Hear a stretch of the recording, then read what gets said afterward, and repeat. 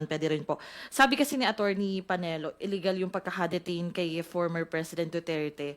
Di ba kahapon ang tagal din bago po siya naibiyahe. Kasi wala naman daw warrant from any Philippine court at yung authority ng ICC should not be recognized dahil nga hindi na tayo member. Any thoughts po? Okay. So, well, on that aspect, again, we have to remember that the effectivity of the withdrawal of the Philippine government under the Rome Statute took effect last March of 2019. But the case was filed prior to its withdrawal. In other words, the International Criminal Court has already acquired jurisdiction over it. The investigation has already started, and the issuance of the warrant is legal and valid pursuant to the international rules. So having said that, the issuance of the warrant was of course issued, and it was coordinated with the Interpol, of which wherein the Philippine government is a party. And being a party, we have the obligation and we are duty-bound to have this warrant of arrest be implemented. And that is why the warrant, as issued hours before the arrival of former President Duterte in the Philippines, in other words, natanggap na po ng gobyerno yung tinatawag na warrant of arrest. And wala tayong magagawa but to implement and effect the warrant. So yung sinasabi naman na illegal arrest or in detention, I would like to inform Attorney Panelo of the provisions under the Rules of Court, which states that, basahin natin. Sinasabi is that when making an arrest by virtue of a warrant, the arresting officer must inform the person to be arrested of the cause of the arrest and the fact that a warrant has been issued. Ibig sabihin, the officer is not required to have the warrant in their possession at the time of the arrest. And sinasabi pa po dito, and if the person arrested requests to see the warrant, it must be shown to them as soon as practicable. These rules or particular rule under the Rules of Court was, of course, upheld and reiterated in a jurisprudence case decided by the Supreme Court, wherein the Supreme Court emphasized that the constitutional requirement to inform the person of the reason for the arrest and the exercise and existence of a warrant must be observed. However, the physical presentation of the warrant can be deferred if circumstances make it impractical at the time of the arrest. We have to be clear on this. A warrant has already been issued. The warrant is digital. It was sent online. So, as to the existence of a warrant, the warrant is existing. It was coursed through to the proper channels. It was informed. The government was properly informed. So, by being a member of the International Criminal Police Organization or the Interpol, we are duty-bound to implement and effect the warrant.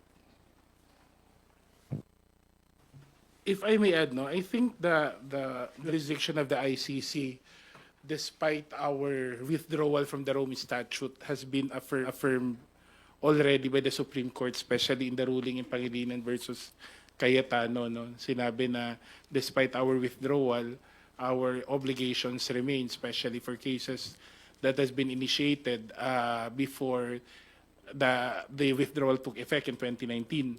And that includes this. The cases filed at the ICC against the former president. I think what many are doing, especially on the Duterte camp, no, are trying to confuse the people with all these technicalities. When what happened yesterday was fair, nakita naman natin, nandun yung warrant, it was served, binasa yung Miranda rights, and then he was taken in custody, and then proper medical attention was given, and then the country is duty-bound to deliver him to the Interpol, who in turn will deliver the former president to The Hague. I think everything subscribes to the provisions of the rules of the ICC as well as the Rome Statute, and I don't think there's any reason to believe that there was invalidity or that the arrest was illegal. nagpapapansin lang.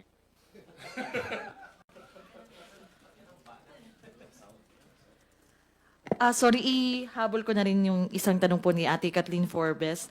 Sabi ni SP Cheese, dun sa kanyang statement about this issue, I also call on those running in the midterm elections to refrain from using this issue to fan the flames of partisanship in order to further their candidacies, as this is a serious issue that involves lives and should not be trifled with for petty personal or political gain. Do you share the same call po?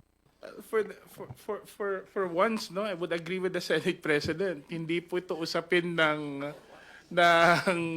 tungkol sa kay President Duterte, hindi ito usapin ng kampo ng mga Duterte versus kanino. Ito po yung usapin ng krimen na nagawa, di ba? Extrajudicial killings will always be illegal. It will always be against the law. Hindi naman pwedeng ang fight against drug, kailangan na mamili kung it cannot be a choice between justice and mercy. We have to apply the rule of law. And in this case, we cannot allow personalities to define the narrative, whether it's pro or against. Dapat, kaya ako paulit-ulit, dapat ang attention natin nandun sa mga biktima. Sila po dapat ang binibigyan natin ng pansin.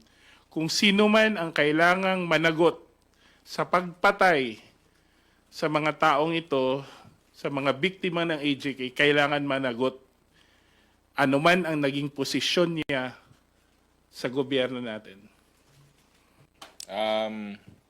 Susundan ko yung sinabi ni Kong Jude, no? Nag-agree talaga tayo dyan. Kasi nga, nung ito ay mga kasong nahain, wala pa po kami lahat dito sa 19th Congress.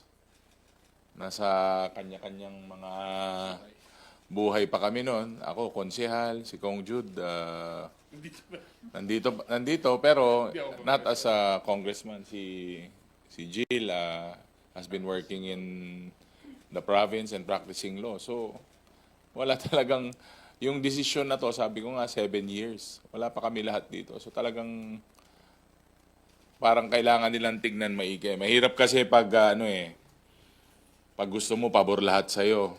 Hindi pwedeng pabor lahat sa'yo. Dapat accountable ka for your actions. Hindi naman pwedeng maghari-harian ka na lang habang buhay. Kasi sabi ko nga, hindi natutulog ang hustisya. Bilog ang bola. Yes, I totally agree. Statement of Senator Chis Escudero, not because he is my fellow kababayan, a Bicolano lawmaker, but also being a leader of the Senate and as a national figure, we want to ask or request to our fellow Filipinos na wag gawing itong issue politika. It's not about politics. It's not about two families who are quarreling. It's about justice.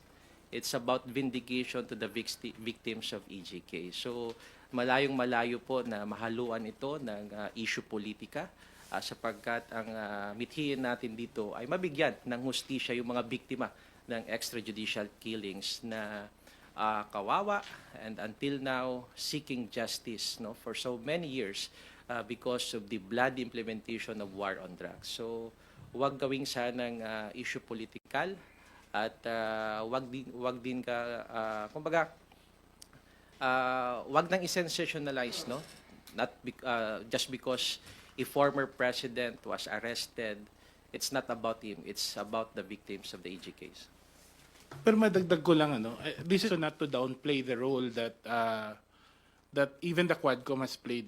Ito sasabihin ko na lang na alam naman natin na dahil sa mga nangyaring investigasyon din, nagkaroon ng mas klarong pananaw ang taong bayan tungkol sa totoong nangyari nung panahon ng Duterte administration. And I think credit has to be given to where credit is due, di ba?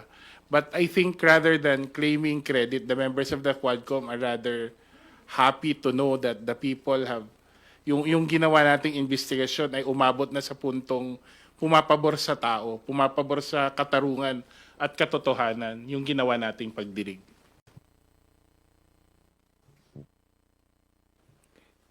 Thank you, Mela. I